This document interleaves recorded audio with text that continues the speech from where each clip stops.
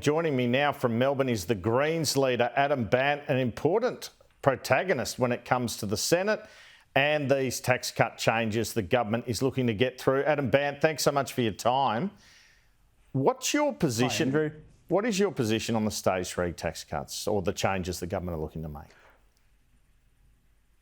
Well, the Greens from day one opposed the stage 3 tax cuts through Labor and Liberal. We've argued that they were unfair, giving massive tax cuts to politicians, billionaires and people at the top and leaving everyday people behind. For years, we said they were unfair and we fought in Parliament to have them overhauled and repealed. We finally dragged Labor to the point where they accept there's something wrong with the stage 3 tax cuts. Now that they're in front of Parliament, our job is to make them as fair as possible and to deliver for low and middle income earners. Sadly, Labor hasn't fixed the unfairness in the tax cuts. People at the top, politicians and billionaires and those in the top tax bracket, get $4,500 a year. They get 3 times what middle income earners get, and middle income earners are being asked to accept just an extra $15 a week, while politicians and billionaires get $4,500 a year. Now, these tax cuts are very expensive. Over $300 billion is being spent on them. And as the legislation works its way through Parliament, our push will be to say, is this the best way of spending $300 billion a year, giving the overwhelming chunk of it to people at the top, while asking everyone else who's suffering through a cost of living crisis to get a much smaller amount? So there have been reports you want a parliamentary inquiry into this. Obviously that would drag it out, it would draw it out, it would drag out the fight with the government. Is that what you're pushing for? Are you confident you could get that up? We're considering that. As I say, part of our job in Parliament now, having dragged this issue back onto the table to the point where we've got legislation, is to say, is this fair? And at the moment, the Parliamentary Budget Office data released this week shows Labor hasn't fixed the unfairness. The top 20% still get 50% of the benefit. Now, that's where the money is going under Labor's plan. And I think people at this stage of the government, people are entitled to expect a bit more of Labor than that they're just slightly less crap than Scott Morrison. I mean, probably anything looks good compared to the original plan that Scott Morrison and Labor backed. But that's not the question. The question is, if you're going to spend this much money in the middle of a cost of living crisis, is this the best way to do it? So, for example, one of the things that we're looking at is that the amount that goes to the top tax bracket, the $4,500 a year, overall, that's going to cost about $80 billion.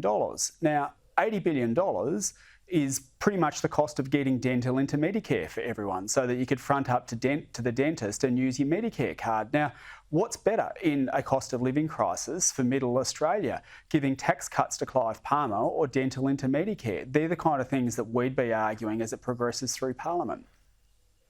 Have you spoken to Anthony Albanese since the election about, have you pushed him to change these stage 3 tax cuts? I won't go into all of the conversations I had, but yes, and I made it clear. We've said to the government since the election, very, very clearly, privately and publicly, that Labor's stage 3 tax cuts are unfair. And we've argued very strongly that there's better ways of spending over $300 billion to make sure that everyday people who are struggling through Labor's housing and rental crisis get the relief that they need. So, look, we're going to continue to argue that in any forum, to say that there's fairer ways of spending this much money. And I mean, can I put it this way, Andrew? If just out of the blue, Labor bowled up to Parliament with legislation to say, look, we're going to spend $300 billion on tax cuts and we're going to give people at the top 3 times as much as people in the middle, there'd be an outcry. It's only that when you put it next to the one that Scott Morrison and Labor backed, they think it looks slightly better, that they're saying it's somehow fair. But if you just take this legislation on its merits, in any other circumstance, people would say it's a betrayal of Labor values to give 3 times as much to people at the top as you're doing to people in the middle. So the sort of amendments that you're probably looking at You'd like to see people on more than 200,000, more than 180,000 get no tax cut at all by the sound of things. And I might add to that, well, the point is they pay the majority of tax now. They may be a small cohort, but they pay a hell of a lot of tax. I might just make that point. But is that what you want? You want them to get nothing out of this? Well, there's a couple of things that we're looking at and we're exploring, and we'll have concrete proposals to put on the table when this comes to Parliament. A couple of things we're looking at. One is if you just increase the tax-free threshold across the board, then that would also deliver tax cuts in a much fairer way. Another is saying, well, look, in a cost of living crisis that people are in at the moment, you could spend money in a variety of ways that would help people deal with the crises that they're facing. One is you could get dental into Medicare. Another is that you could help fund a rent freeze. You could wipe student debt for the people who are now having to pay mortgages or rents as well as paying student debt, even though their wages haven't gone up as much as their rents. Look, since Labor came to power, average rents have gone up by about $100 a week, and average mortgages have gone up by almost $200. That's the real impact of Labor's rental and housing crisis.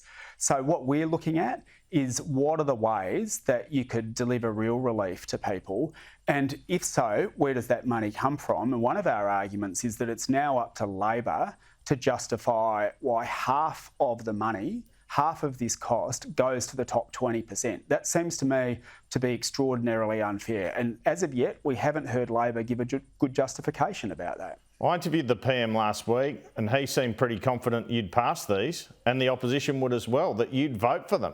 What did you make of his comments? Look, one of the things that we've learnt through this Parliament is that Greens pressure works. And for years, the government was saying that they would never revisit these stage 3 tax cuts and that they were locked in, and we finally dragged them to accept in the middle of a cost of living crisis where people are doing it incredibly tough, and Labor's housing and rental crisis is pushing many people to the brink, that we need to revisit them. When the housing legislation came before Parliament, they said, oh, there's nothing more in the kitty, and Greens pressure got an extra $3 billion out of them to be spent on public and community housing. We know Greens pressure works. Look, we wanted to see the original Labor-Morrison tax cuts gone yesterday. The government's now said, well, they want a change by 1 July, and as it works its way through Parliament, our job now is to bring that pressure to bear that's worked in the past and see if we can get a better deal for low and middle income earners, bearing in mind a lot of people out of this. If your average rent's gone up by $100 under Labor and you get an extra $15 out of this, and some people might get nothing at all if they're not earning taxable incomes, then they're going to be in strife. They're going to continue to be in strife. So have you spoken to the PM about increasing JobSeeker in relation to this? Look, in terms of what we want, we're going to make our position public. As I say, we will work through. We saw the legislation we've seen the proposals at the same time as everyone else did. We're now responding to them, digesting them. We've released a couple of sets of parliamentary budget office analysis that we've got quickly turned around. Our job is to now look over all of this and then put forward an alternative proposal as it comes to Parliament. And we've already put a couple of ideas on the table, and we've said Labor's got to justify why they're giving 3 times as much to people at the top as they are to people in the middle. And Labor's got to justify why it wouldn't be fairer, for example, to get dental into Medicare or fund a rent freeze to give people permanent relief who are suffering through Labor's housing and rental crisis. Is there some irony here in that some of the seats where the Greens do best, like your own seat of Melbourne, have some of the highest numbers of people on big salaries? Look, I've also got the most public housing of any electorate here in Victoria out of all the federal electorates. And I mean, people know that one of the things we need in Australia is to make our country more equal, and that in the crisis that we're in, it's everyday people under Labor who are being asked to bear the brunt of the war on inflation. I mean, Labor's using everyday people as cannon fodder in the war on inflation by saying interest rates can go up as much as you want and you can have unlimited rent rises, and it's everyday people who are bearing the cost. And I think people, whatever their income, look at that and say, oh, hang on, actually that's a bit unfair. And we don't want to go down the US road of becoming an unequal society where the gap between the haves and the have-nots is huge. And I think everyone has an interest in making our country more equal and ensuring everyone's looked after. And as I say, I will fight hard for those low-income earners who live in public housing and who live in other places in my electorate to get the best deal we can. Adam Bandt, nearly out of time. Just a couple of quick things. In order to get support for the government's IR reforms, or get your support, you're pushing this right to disconnect provision. Tony Burke was on about it earlier. You probably heard him. Is he doing enough in terms of what you want here? Look, the Greens are pushing for people to have the right to log off and to switch off when they clock off. I mean, basically, out of hours, you shouldn't have to respond to texts or emails unless it's part of your contract and you're getting remunerated for it or you're getting some other benefit. So we've been having good discussions with the government. We've put some models on the table. We've released legislation to the Parliament. We want to see people have that right to family time, to private time, to work time. It's critical that law keeps up with technology, and it just hasn't at the moment. We're pleased to see the government taking this seriously, and we've had good discussions with the government, and we're going to keep pushing for it because I think too many people are under an enormous amount of stress. And there's a lot of unreasonable contact that happens for people that makes it hard to have good time with your family or to just recharge for work the next day. And we want to make sure that the law keeps up with technology. And just finally, in terms of the Greens' position on the Palestinian issue, you're looking to move another motion in the Senate to oppose the war. Do you not accept that after the October 7 attacks, there was little choice for Israel but to seek out the terrorists? Well, Labor and the Parliament have backed the invasion of Gaza.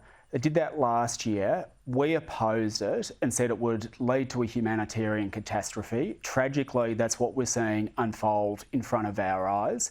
Over 26,000 people have now been killed, and many of them are children. There is starvation, dehydration, they've run out of fuel. The health system is collapsing, if not collapsed, in many parts of Gaza. Labor must stop backing the invasion. So we will bring a motion to Parliament to reverse that decision that was taken by Labor and the coalition last year to back the invasion. We have seen too much suffering and too much death now.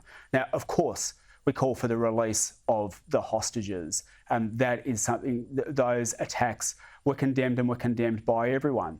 But an invasion of 2 million civilians walled into an area half the size of Canberra was always going to lead to a humanitarian catastrophe and suffering. And now there is no more excuse. Labor has to stop backing the invasion, and we'll bring that to Parliament when Parliament resumes. Greens leader Adam Bandt, thanks so much for your time this Sunday morning.